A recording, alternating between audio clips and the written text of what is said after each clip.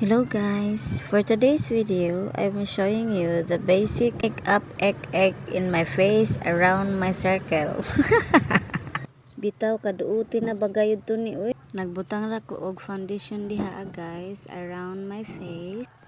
Pero dako man ta kaayog nawong dugay ta mahuman og blend karon butangan na pud nato og eyeliner para mo baga-baga o maklaro ang atong kilay. Atong i-blend para nice pud tan-awon. Naalang ko'y lipstick dire guys. Ako siyang gi-contour. Butangan pud nato atong ilong nga dako para pud mo taas-taas ug gamay tan-awon. Butangan pud nako akong eyeshadow.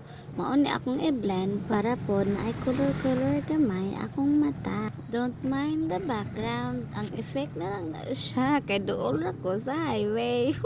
Bitaw oy, ako nang gi-blend. Aron taas tan-awon akong dako nga ilong. Naglagot ako sa akong background guys. Kaysa po kayo. Pasensya. Ato nang giset ang akong gipambutang nga contour. Last part na siya guys. Ug ayuso na to atong buhok. Salamat sa pagtan-aw. Sunod na pod.